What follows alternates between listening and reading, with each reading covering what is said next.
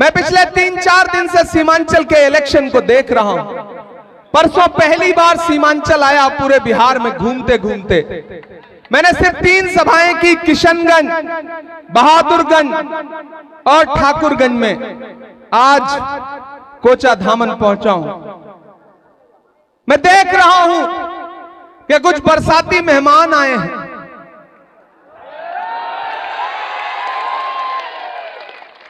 तकरीरों पे तकरीरें हो रही हैं, और सिर्फ तकरीरें नहीं हो रही हैं। कोचाधामन वालों, तुम्हें फिरौन कहा जा रहा है, नमरूद बताया जा रहा है, और ये कोई छुटभैया नेता नहीं बोल रहा है।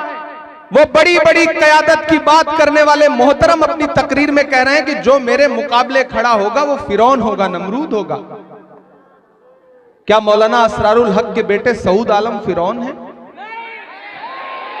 क्या मास्टर मुजाहिद फिरौन है? क्या डॉक्टर जावेद फिरौन है? क्या प्रोफेसर मुसव्विर आलम जैसा सीधा साधा आदमी फिरौन है? क्या सीमांचल के वो लोग जो मास्टर मुजाहिद को, प्रोफेसर मुसव्विर आलम को, सऊद साहब को, जलील मस्तान को वोट देंगे वो फिरौन होंगे? कोई एक फर्जी सा नेता आकर के कहता है कि मास्टर मुजाहिद तो लंगड़े घोड़े हैं। कोई कहता है हरामखोर जैसा लफ्ज इस्तेमाल किया जा रहा है आपके बेटों के लिए, आपके भाइयों के लिए, और आप सुन रहे हो।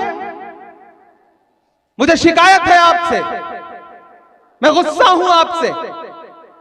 मुझे हैरत है कि कोई परदेसी मेहमान आएगा, सियासत होती रहेगी, इलेक्शन होते रहेंगे। इससे पहले भी इलेक्शन हुए हैं सीमांचल में। लोग एक दूसरे के खिलाफ चुनाव लड़ते हैं, हारते हैं, जीतते हैं, बाद में एक थाली में बैठ करके खाना खाते हैं। सीमांचल ऐसा तो कभी नहीं था। कोई आएगा परदेश से और आपके बेटों को हरामखोर बोलेगा, उनकी इतनी मजाल हो गई कि आपके बेटों को लुच्चा लफंगा बोलेंगे और आप सुनोगे। वोट देना न देना ये अपनी जगह है, लेकिन सियासत के नाम पर अपने बड़े बूढ़ों की बेइज्जती मत करवाओ परदेशियों से। ये हक सीमांचल वालों किसी को मत दो कि कोई परदेश से आकर के तुम्हारे बुजुर्गों को, तुम्हारे बेटों को गालियां दे। फिरौन से बड़ी गाली किसी मुसलमान के लिए क्या हो सकती है? हरामखोर से बड़ी गाली क्या हो सकती है? और ये अल्लाह रसूल की बात करने वाले आपके बेटों को हरामखोर बोल रहे हैं, फिरौन बोल रहे हैं, नमरूद बोल रहे हैं, और आप सुन रहे हैं। मेरी शिकायत है आपसे। मास्टर मुजाहिद साहब से शिकायत हो सकती है, प्रोफेसर मुसव्विर आलम से शिकायत हो सकती है, जलील मस्तान साहब से कोई शिकायत हो सकती है, लेकिन कोई परदेश से आएगा और कहेगा कि ये फिरौन है, नमरूद है, आप सुनोगे? मुझे शिकायत है आपसे, मैं शिकायत करने आया हूं। मैं मास्टर मुजाहिद आलम साहब के लिए आज मेरी दिन में 8 सभाएं लगी थी।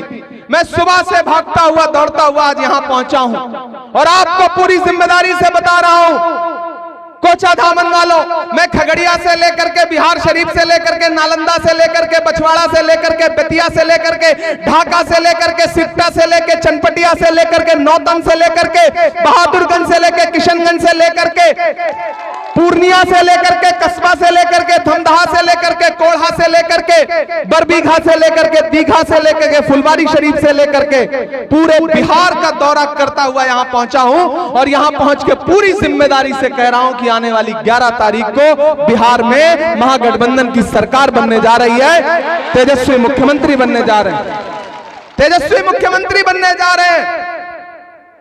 और हमारे मैनिफेस्टो में गालियां नहीं है, हमारी तकरीरों में गालियां नहीं है।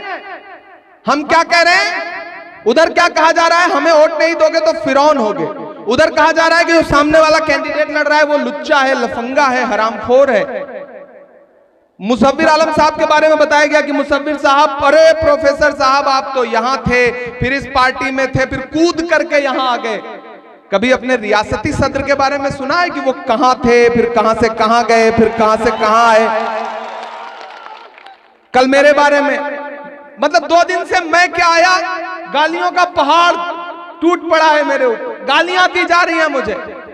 मतलब मर्द गालियां देते देते परदेसी एक खाला आई है, वो भी मुझे गालियां दे रही हैं। मास्क लगाने से गालियां नहीं छुप जाएंगी खाला।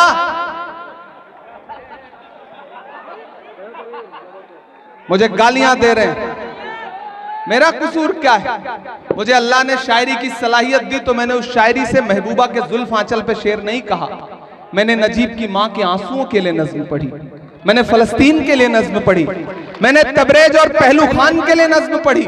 मैंने आपके दर्द को अपनी शायरी में जगह दी। और जब सीमांचल को 2017 में सैलाब में जरूरत पड़ी तो मैं उस वक्त सियासत में नहीं था। मैं किसी बड़े बाप की औलाद नहीं हूं कि मेरे पास हजारों करोड़ रखे हुए हैं। मेरा बैंक नहीं चलता कि मैं सूद खाता हूं। मेरे पास वक्फ की लूटी हुई जमीनें नहीं है। गरीब परिवार से हूं, लेकिन मैं सीमांचल के लिए 2017 में आपके लिए राशन, आपके लिए दवाई, ये सब लेकर के 2017 में आया था। असलम अलीग इस बात के गवाह हैं। मौलाना असरारुल हक साहब जिंदा थे उस वक्त। मैं तब से सीमांचल वालों, मेरा आपसे रिश्ता है, कोई सियासी रिश्ता नहीं है, जज्बाती रिश्ता है। मुझे ऐसा लगता है कि हमें कलमा की बुनियाद पर एक दूसरे से जुड़े हुए हैं। लेकिन मुझे बताओ कि क्या अपने ही ईमान वाले भाई को फिरौन कहना जायज है? क्या अपने ही कलमा को भाई को हरामखोर कहना जायज है? तो मुझे बताओ इन गालियों का जवाब कौन देगा? इन गालियों का जवाब मास्टर मुजाहिद नहीं देंगे, आपको देना पड़ेगा। और मास्टर मुजाहिद साहब रोइए मत, अपनी पलकें नम मत करिए। आपकी बेटियों को भले ये मलाल हो के सियासत में जाके गालियां क्यों सुन रहे हो, लेकिन जिन हजारों लोगों को आपने फायदा पहुंचाया है उनकी दुआएं आपके साथ हैं। ये परदेसी मेहमान कुछ नहीं कर सकते। मैं गवाही देता हूं, मैं जमानत लेके कह रहा हूं, बड़ी बात बोल रहा हूं, सुनना कोचा धामन वालों, और इस बात को पूरे कोचा धामन में सीमांचल में पहुंचाना कि जब ये सरकार वक्फ लेकर के आई, वक्फ का बिल लेकर के आई, ये जो आज अपनी अपनी अपनी करने आए हैं, तो रात के 3 बजे पार्लियामेंट में उस बिल के खिलाफ बीमारी की हालत में सोनिया गांधी तुम्हारे लिए बैठी थी, तुम्हारे लिए वोट देने के लिए बैठी थी।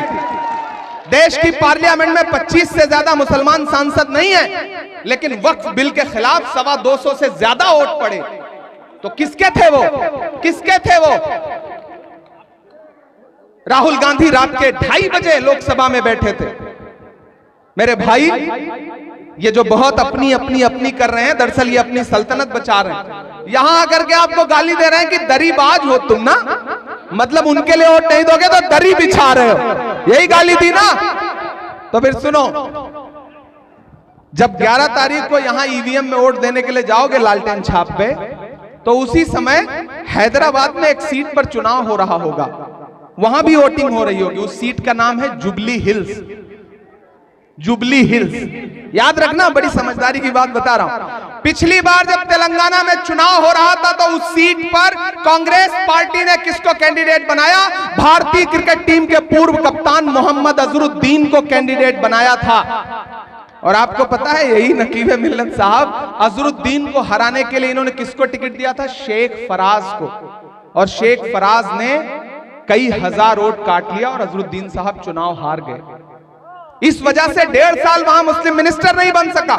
हम सब ने पार्टी से गुजारिश की, लड़ाई की, तब जाकर के बिना एमएलए बिना एमएलसी रहते हुए कांग्रेस पार्टी ने भी अजहरुद्दीन साहब को कैबिनेट मिनिस्टर बनाया। लेकिन कहानी में ट्विस्ट अब है कि जब अजहरुद्दीन चुनाव लड़ रहे थे तो उनके खिलाफ शेख फराज को खड़ा किया हराने के लिए। लेकिन इस बार उसी सीट पर बाई इलेक्शन हो रहा है, वहां से कांग्रेस के कैंडिडेट हैं नवीन कुमार। तो आपको पता है, नवीन कुमार के खिलाफ कैंडिडेट नहीं खड़ा किया, उनकी ताईद में घर घर वोट मांग के फिर सीमांचल आए हैं। कैसी क़यादत खड़ी कर रहे हो साहब? ढाका में मोतिउर रहमान साहब जैसे बड़ी शख्सियत के बेटे फैसल रहमान को हराने के लिए इन्होंने ही बीजेपी के एमएलए राणा रंजीत को टिकट दिया है। कैसे क़यादत खड़ी होगी? राणा रंजीत को जिता के फैसल रहमान को हरा करके, वो राणा रंजीत जो बीजेपी एमएलए का सगा भाई है, समझे ना? इसलिए तकरीरें सिर्फ तकरीरों तक ही रखो। सरे मिंबर वो ख्वाबों के महल तामीर करते हैं, इलाजे गम नहीं करते, फकत तकरीर करते हैं।